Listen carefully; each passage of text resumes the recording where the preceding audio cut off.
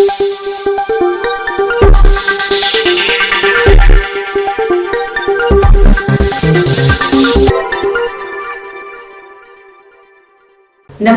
Telangana 24 news కి స్వాగతం. మన తెలంగాణ మన వార్తలు. నేను సంధ్య. సోమవారం కూకట్పల్లి నియోజకవర్గం బీఆర్ఎస్ పార్టీ కార్యకర్తల విస్తృత స్థాయి సమావేశం ఎన్కేఎన్ఆర్ గార్డెన్స్ లో జరిగింది. ఈ సందర్భంగా BRS party working president KTR, MLA Madhavaram Krishna Rao గారు కాంగ్రెస్ ప్రభుత్వ వైఫల్యాన్ని ఎండగట్టారు.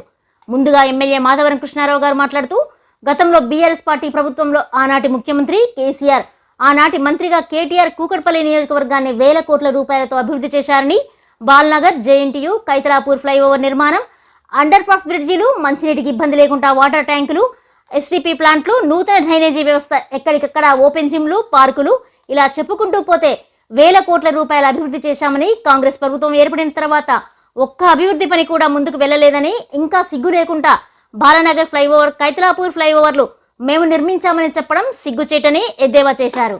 ఆనాడు నిధుల కొరత లేకుండా నెలకు 30 కోట్ల వరకు మంజూరు చేసేవారని, కానీ నేడు 2.5 సంవత్సరాలు గడిచినా కూడా 25 కోట్లు కూడా నిధులు మంజూరు కావడం లేదని, దీంతో ఏమి అభివృద్ధి కార్యక్రమాలు నిర్వహిస్తామని ఆవేదన వ్యక్తం చేశారు.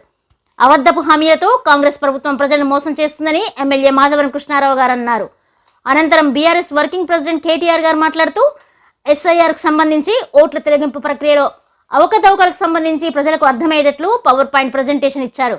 ఓటు మీ హక్కు అంటూ ప్రజలకు ఓటు యొక్క ఆవశ్యకత వివరిస్తూ, ఇంటికి ఎస్ఐఆర్ నమోదుకు సంబంధించిన సంబంధిత అధికారి వచ్చినప్పుడు ఏ విధంగా వారికి వివరించాలన్నది కేటీఆర్ గారు ప్రజలకు చెప్పడం జరిగింది.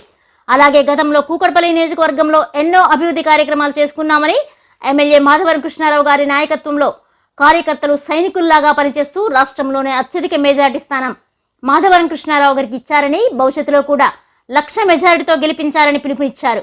కూకట్పల్లి నియోజకవర్గ కార్పొరేటర్లు అందరూ ఒకే తాటిపై ఉండి ముందుకు వెళ్లడం ఆదర్శంగా తీసుకోవాలని, కష్టకాలంలో పార్టీకి అండగా ఉండేవారిని పార్టీ ఎప్పుడూ గుర్తిస్తుందని, భవిష్యత్తులో బీఆర్ఎస్ పార్టీ ఖచ్చితంగా అధికారంలోకి వస్తుందని, ఏ ఒక్క కార్యకర్తను కూడా ఇక మీదట వదిలిపెట్టేది లేదని, వారందరినీ ఆదుకునే బాధ్యత బీఆర్ఎస్ పార్టీ తీసుకుంటుందని ప్రకటించారు. ఎవరైతే కష్టపడతారో, ప్రజల్లో ఉంటారో వారికి కార్పొరేటర్ టికెట్లు ఖచ్చితంగా వస్తుందని భరోసా ఇచ్చారు. బీఆర్ఎస్ పార్టీ అధికారంలోకి రాగానే 24 గంటల విద్యుత్ ఏ విధంగా ఇచ్చామో 24 గంటల మంచినీరు ఇచ్చే బాధ్యత కూడా ఖచ్చితంగా తీసుకుంటామని తెలిపారు. కాంగ్రెస్ ప్రభుత్వం హైదరాబాద్ నగరంలో ఒక్క ఇందిరమ్మ ఇల్లేలా నిర్మించిందా అని ప్రశ్నించారు. ఒకవేళ నిర్మించినట్లు చూపిస్తే తాను రాజకీయ సన్యాసం తీసుకుంటానని సవాలు విసిరారు. ఈ కార్యక్రమంలో ఎమ్మెల్యే వివేక్, ఎమ్మెల్సీలు నవీన్ కుమార్, శంబీపూర్ రాజు, గజ్జల నాగేష్, రాగి లక్ష్మారెడ్డి, కూకట్పల్లి నియోజకవర్గం బీఆర్ఎస్ పార్టీ కోఆర్డినేటర్ సతీష్ అరోరా, నియోజకవర్గం మాజీ కార్పొరేటర్లు ముద్ద నరసింహ యాదవ్, ఆవుల రవీందర్ రెడ్డి, పండాల సతీష్ గౌడ్, జూపల్లి సత్యనారాయణ, మందడి శ్రీనివాసరావు, పగుడాల శిరీష బాబురావు, పగుడాల బాబురావు, తూము శ్రవణ్ కుమార్, సబియా గౌసుద్దీన్, మహేశ్వరి, శ్రీహరి, మేడ్చల్ జిల్లా మైనార్టీ అధ్యక్షుడు మహమ్మద్ గౌసుద్దీన్, డివిజన్ అధ్యక్షులు, సెక్రటరీలు, మహిళా నాయకులు, కార్యకర్తలు, ప్రజలు పెద్ద ఎత్తున పాల్గొన్నారు. బ్రహ్మాండంగా మనం ఆనాడు కష్టపడి టిమ్స్ హాస్పిటల్ కడితే ముఖ్యమంత్రి గారు పోయి రిబ్బన్లు కట్ చేస్తా ఉన్నాడు. బాబు చిన్న చిన్న దొంగతనాలు చేస్తారు. ఈయన మామూలు దొంగ కాదు, దండుపాలెం బ్యాచ్ కు నాయకుడు కాబట్టి ఆయన ఆ జేబులో కత్తెర పెట్టుకొని ఎక్కడ మనం కట్టిన ఫ్లైఓవర్ ఉంటే అక్కడ పోయి రిబ్బన్ కట్ చేస్తాడు. ఎక్కడ మనం కట్టిన బిల్డింగ్లు, టిమ్స్ హాస్పిటల్ లాంటి బిల్డింగ్లు ఉంటే వాటికి రిబ్బన్లు కట్ చేస్తాడు. మనం కట్టిన డబుల్ బెడ్రూమ్ ఇళ్లకు పోయి రిబ్బన్లు కట్ చేసి మేమే ఇచ్చినామని చెప్తున్నాడు. నేను ఈ వేదిక ద్వారా, కూకట్పల్లి వేదిక ద్వారా అడుగుతా ఉన్నా రేవంత్ రెడ్డి గారు, అయ్యా రేవంత్ రెడ్డి గారు, ఇందిరమ్మ ఇండ్లు అన్నావు కదా, ఇందిరమ్మ ఇండ్లంటివి కదా, ఎస్సీ ఎస్టీలకు 6 లక్షలు ఇస్తాను, మిగతా వాళ్ళందరికీ 5 లక్షలు ఇస్తాను. హైదరాబాద్ మహానగరంలో ఒక్క ఇందిరమ్మ ఇల్లు నువ్వు కట్టినట్టు చూపెడితే, ఒక్క ఇందిరమ్మ ఇల్లు నువ్వు కట్టినట్టు చూపెడితే నేను శాశ్వతంగా రాజకీయ సన్యాసం తీసుకుంటా, దమ్ముందా రుజువు చేయని చెప్పి నేను వారిని వాళ్ళ సవాల్ చేస్తా ఉన్నా. ఒక్క ఇల్లు హైదరాబాద్ మహానగరంలో ఒక్క ఇల్లు ఎక్కడన్నా కట్టినావా, దమ్ముంటే చూపెట్టు. ఉన్న ఇల్లు కూలగొట్టడం తప్ప కొత్త ఇల్లు కట్టే తెలివి లేదు. కానీ చెప్పుకుంటాడు నేను గుంపు మేస్త్రిని. ఈ మధ్యకాలంలో ఒక కార్యక్రమం తీసుకొని వచ్చింది, స్పెషల్ ఇంటెన్సివ్ రివిజన్, అంటే మన ఓట్లకు సంబంధించిన కార్యక్రమం. ఆ ప్రజెంటేషన్ పెట్టాల్సిందిగా తమ్ముళ్ళు ఎక్కడున్నారో వాళ్ళు కంప్యూటర్ దృష్టిలో ఆ ప్రజెంటేషన్ పెట్టాల్సిందిగా నేను కోరుతా ఉన్నాను. మీకు ఆ ప్రజెంటేషన్ ఇవ్వడానికి, అట్లాగే మీ అందరికీ ఈ హ్యాండ్ బుక్ కూడా వచ్చిందా, రాలేదా, ఇవ్వలేదా అన్న? ఇంకా ఒక 2000 పుస్తకాలు ఎక్కడున్నాయి, చేయాల్సి ఉంటుంది ఎస్ఐఆర్ కార్యక్రమంలో అని చెప్పి మీకోసం ఒక ప్రెజెంటేషన్, ఆ ప్రెజెంటేషన్ తర్వాత మీకు ఇది ప్రత్యేకంగా ఒక హ్యాండ్ బుక్ కూడా మీకోసం తయారు చేయడం జరిగింది, మీకు ఇవ్వడం కూడా జరుగుతుంది. ఒక మాట దయచేసి మీరు అందరూ ఆలోచించాలని చెప్పి నేను కోరుతా ఉన్నాను. 2014లో మన రాష్ట్రం ఏర్పడిన నాడు, తెలంగాణ రాష్ట్రం ఏర్పడిన నాడు, ఆ రోజుల్లో చాలా అనుమానాలు హైదరాబాద్లో ఉండేది.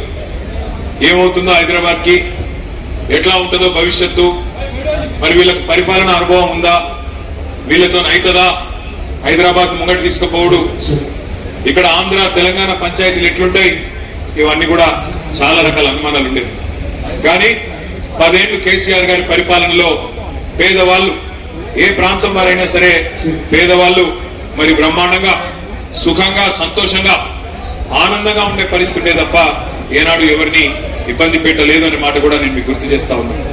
ఉదాహరణకి ఎక్కడన్నా తెలుసో తెలియకో ఒక పేద బిడ్డ ఏదో గ్రామీణ ప్రాంతం నుంచి వచ్చిన వాళ్ళు కావచ్చు, లేదా హైదరాబాద్ లోనే ఇతర ప్రాంతాల నుంచి వచ్చిన వాళ్ళు కావచ్చు, ఏదన్నా గవర్నమెంట్ జాగాలో తెలుసో తెలియకనో మరి 20 గజాల్లో, 30 గజాల్లో, 40 గజాల్లో ఒక గుడిసెనో, ఒక షెడ్డో, ఒక ఇల్లు కట్టుకుంటే ఒక మనసున్న ముఖ్యమంత్రి కాబట్టే కేసీఆర్ గారు ఆనాడు జీవో నంబర్ 58, జీవో నంబర్ 59 కింద 2.5 లక్షల మంది పేదలకి ఇదే హైదరాబాద్ మహానగరంలో పట్టాలు ఇచ్చినారు అనే మాట నేను మీకు గుర్తు చేస్తా ఉన్నా.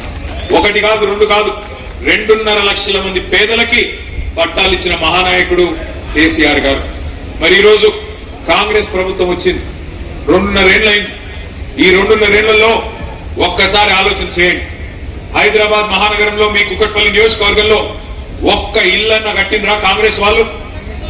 ఒక్క ఇంటికనన్నా పెట్టిండా? కనీసం ఎక్కడన్నా కనీసం ఒక ఇంటికి ముగ్గు పోసిండా? ఇందిరమ్మ రాజ్యం, ఇందిరమ్మ రాజ్యం, ప్రజాపాలన, ఇందిరమ్మ ఇండ్లు, ఇవన్నీ డైలాగులు. కానీ ఏం చేస్తున్నది ఇందిరమ్మ రాజ్యం? ఇందిరమ్మ రాజ్యం అంటే శనివారం ఆదివారం వచ్చిందంటే ఇండ్లు కూలగొట్టే రాజ్యం, హైడ్రా పేరిట అరాచకం చేసే రాజ్యం ఇందిరమ్మ రాజ్యం. గుర్తు తెచ్చుకోండి, ఎక్కడో కాదు, మీ కూకట్పల్లిలోనే మీ ఎమ్మెల్యే గారు పిలిస్తే నేను వచ్చినాను. బుచ్చమ్మ అని చెప్పి ఒక మహిళ, బుచ్చమ్మ ఒక మహిళ, పాపం ఆమె ఇంటి మీద నోటీస్ వేసినారు హైదరాబాద్, నీ ఇల్లు కూలగొడతామని చెప్పి. ఆమె సొంత ఇల్లు కూలిపోతుందనే బాధతోని వాళ్ళ బిడ్డ ఇంటికి పోయి బాలానగర్ లో ఆత్మహత్య చేసుకున్నది, ఉరిపోసుకున్నది, భయంతోనే చచ్చిపోయింది. అట్లా ఒక బుచ్చమ్మ గారు కాదు, ఇవాళ రాష్ట్ర వ్యాప్తంగా వేలాది ఇల్లు, అది ఖమ్మంలో వెలుగుమట్ల కావచ్చు, మహబూబ్ నగర్ లో ఉండే దివ్యాంగుల కాలనీ కావచ్చు, హైదరాబాద్ లో హైడ్రా పేరిట, మూసీ పేరిట చేసే అరాచకం కావచ్చు. కట్టిన ఇల్లు ఒక్కటి కూడా లేదు హైదరాబాద్ లో, కానీ కూలగొట్టిన ఇల్లు ఎన్నున్నాయంటే వేలాది ఇల్లు. ఇవాళ గరీబుల ఇల్లు, గరీబుల కొంపలు ఇష్టం వచ్చినట్టుగా ఈ 2.5 ఏళ్లలో కూలగొడుతున్న ఒక చెత్త ప్రభుత్వం, దుర్మార్గమైన ప్రభుత్వం కాంగ్రెస్ ప్రభుత్వం. ఆనాడు కేసీఆర్ గారు ముఖ్యమంత్రి కాకముందు మంచినీళ్ళకి ఎన్ని తిప్పలు ఉంటుండే ఒక్కసారి గుర్తు తెచ్చుకోండి.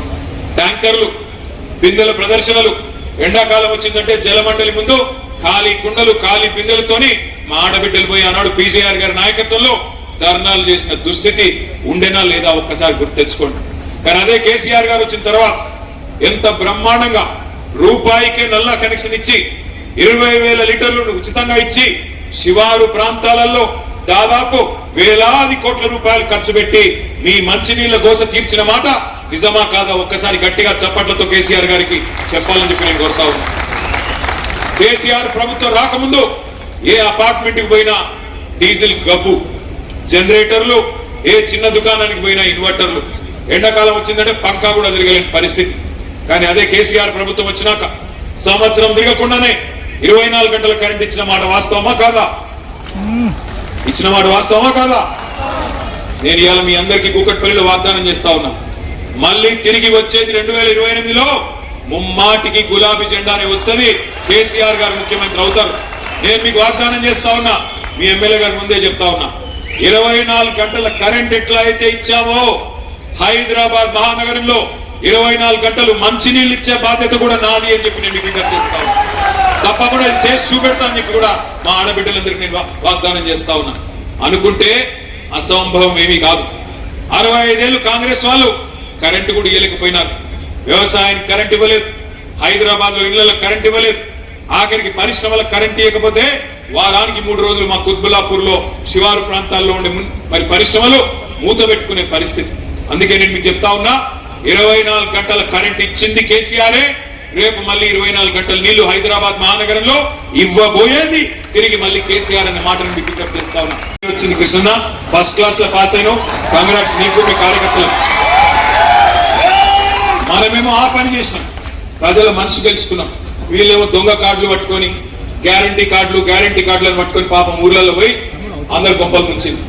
నేను చెప్పిన ఆ రోజే కేసీఆర్ గారు ₹1,00,000 ఆడపిల్ల పెళ్లికి ఇచ్చి 15 లక్షల మంది పేదింటి ఆడబిడ్డల పెళ్లిళ్ళు కళ్యాణ లక్ష్మి షాదీ ముబారక్ పేరు మీద చేయిస్తే ఈ దొంగ కాంగ్రెస్ వాళ్ళు వచ్చి 1,00,000 ఏం సరిపోతుంది, తులం బంగారం ఇస్తామని నేను ఆ రోజే చెప్పిన. తిరిగి చెప్పిన.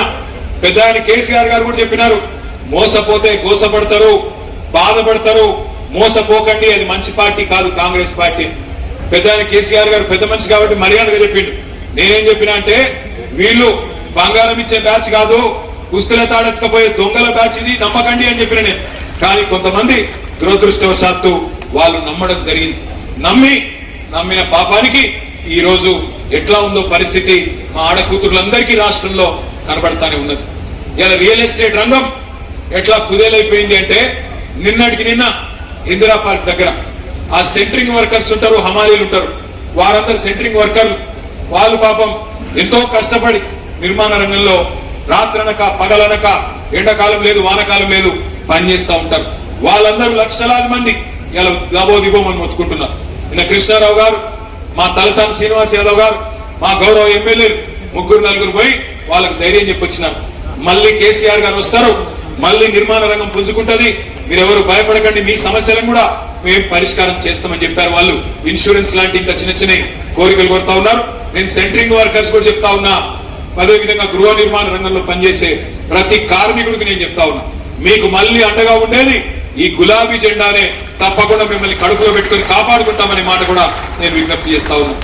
ఇక ఈ రోజు మనం ఈ కార్యక్రమం పెట్టుకోవడానికి ప్రధానంగా 2-3 కారణాలు ఉన్నాయి. ఒకటి, మీ అందరికీ తెలుసు, మన పార్టీ అధినాయకత్వం కేసీఆర్ గారి నాయకత్వంలో ఒక నిర్ణయం తీసుకున్నది. కొత్తగా సభ్యత్వ నమోదు కార్యక్రమం చేయాలి, కొత్తగా మళ్ళీ కమిటీలు వేసుకోవాలి. ఎందుకంటే మీ కుకట్పల్లిలో గతంలో 9 డివిజన్లు ఉండేది, ఇప్పుడు 15-16 డివిజన్లు అయినాయి. 15-16 ఇప్పుడు 15 డివిజన్లు అయినాయి. మరి ఆ 15 డివిజన్లకి షాకుల్ లాంటి యువ నాయకుల్ని, కొత్త తరాన్ని, కొత్త రక్తాన్ని బ్రహ్మాండంగా మళ్ళీ అధ్యక్షులుగా పెట్టుకొని కొత్త కమిటీలు వేసుకొని ముందుకు పోవాల్సిన అవసరం ఉన్నది. సభ్యత్వ నమోదు కార్యక్రమం జూన్ మాసంలో మనం ప్రారంభం. అద్భుతంగా పనిచేసినారు, వారికి ఒకసారి గట్టిగా చప్పట్లు కొట్టాలని చెప్పి నేను కోరుతా ఉన్నాను. పని చేయడంతో పాటుగా మీ ఎమ్మెల్యే గారు చెప్పినట్టు అధికారం పోయినా పార్టీని మారలేదు, పార్టీని వీడలేదు. మేయరు, డిప్యూటీ మేయర్ పోయినా మీ కార్పొరేటర్లు మాత్రం కూకట్పల్లి కార్పొరేటర్లు గులాబీ జెండాను విడిచిపెట్టలేదు. గట్టిగా చప్పట్లు కొట్టాలి. వాళ్ళు నిబద్ధత కలిగిన సైనికులుగా పనిచేసినారు. కానీ ఈసారి నేను చెప్తా ఉన్నా, మరి మళ్ళీ మనం గెలవాల్సిన అవసరం ఉంది, ప్రజల మన్ననలు పొందాల్సిన అవసరం ఉంది. అందుకే నేను అంటా ఉన్నా, ఈ 15 డివిజన్లు, కొత్త డివిజన్లు ఏవైతే అవుతున్నాయో 15కి 15లో ఎవరైతే ఎక్కువ ఉరుకుతారో, ఎవరైతే ప్రజల చుట్టూ తిరుగుతారో, నాయకుల చుట్టూ కాదో ప్రజల చుట్టూ తిరుగుతారో వాళ్ళకే టికెట్లు ఇచ్చే బాధ్యత నాది అని మాటను విజ్ఞప్తి చేస్తా ఉన్నా. ఎవరైతే కార్పొరేటర్ గా పోటీ చేయాలనుకుంటున్నారో పరుగులు పెట్టండి, ప్రజల చుట్టూ తిరగండి. సమస్యలు కోకొల్లలుగా ఉన్నాయి, నీళ్లు వస్తలేవు, కరెంట్ చక్కగా లేదు, మళ్ళా వాటర్ ట్యాంకర్ మాఫియా మోపైంది. ఇక దండుపాలెం బ్యాచ్ ముఠా దోపిడీకి అయితే అంతు లేదు.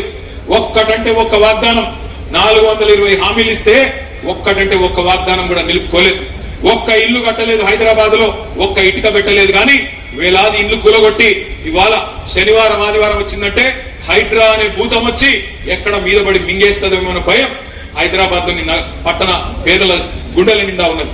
అందుకే వారికి ధైర్యం చెప్తూ బస్తీ బస్తీ తిరిగి, గల్లీ గల్లీ తిరిగి మెంబర్షిప్ చేయడంతో పాటుగా ప్రజా సమస్యల్లో పాలు పంచుకునే వారికే టికెట్లు ఇవ్వడం జరుగుతుంది సర్వేల ఆధారంగానే మాట నేను మీకు ఓపెన్ గా చెప్తా ఉన్నా. ఎస్, కార్పొరేటర్లు బాగా పనిచేసిన వాళ్ళకు కూడా కొంతమందికి టికెట్లు వస్తాయి, కొంతమందికి రాకపోవచ్చు.